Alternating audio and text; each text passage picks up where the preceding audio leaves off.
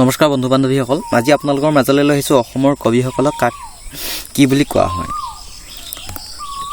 বন্ধু বান্ধৱীসকল, মই আসাম জিকেৰ পাৰ্ট 11ত আপোনালোকক অসমৰ 20জন কবি কি বুলি কোৱা হয় মই পাৰ্ট 10 ভিডিঅ'টোত আপোনালোকৰ মাজলৈ আগবঢ়াইছিলোঁ।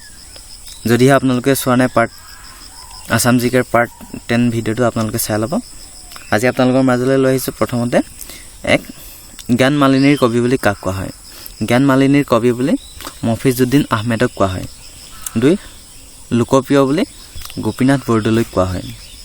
3 লোকনায়ক বুলি অনিয় কুমাৰ দাসক কোৱা হয়। আৰু 4 আহিলে প্ৰতিমাৰ খনিকৰ বুলি চন্দ্ৰকুমাৰ আগৰৱালাক কোৱা হয়। আৰু 5 নম্বৰত আহিলে আপোনাৰ ভাঙনিকৰ বুলি আনন্দ চন্দ্ৰ আগৰৱালাক কোৱা হয়। আৰু 6 নম্বৰতে আহিলে বাগ্মীবৰ বুলি নীলমণি ফুকনক কোৱা হয়। আৰু 7 নম্বৰতে আহিলে লৌহ মানৱ বুলি বিষ্ণুৰাম মেধিক কোৱা হয়।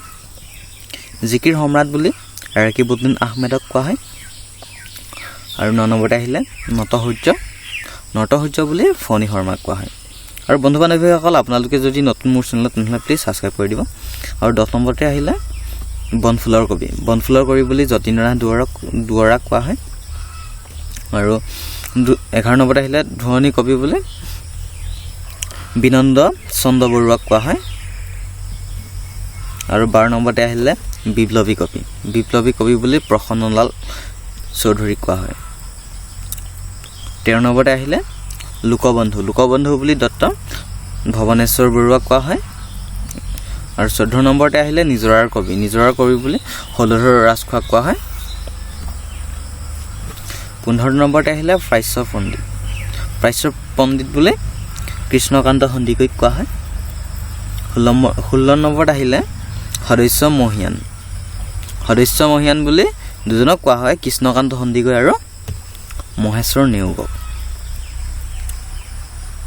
ৰঙাজিয়াৰ কবি বুলি মহিম বৰাক কোৱা হয়। খৰিকাজাইৰ কবি বুলি ভৱানন্দ ৰাজখোৱাক কোৱা হয়। অসমৰ বেকন বুলি সত্যনাথ বৰাক কোৱা হয়। বন্ধু বান্ধৱীসকল, ভিডিঅ'টো ইপানে আছিলে। যদিহে আপোনালোকৰ মোৰ চেনেলত নতুন আকৌ গৈছোঁ, প্লিজ ছাবস্ক্ৰাইব কৰি দিব।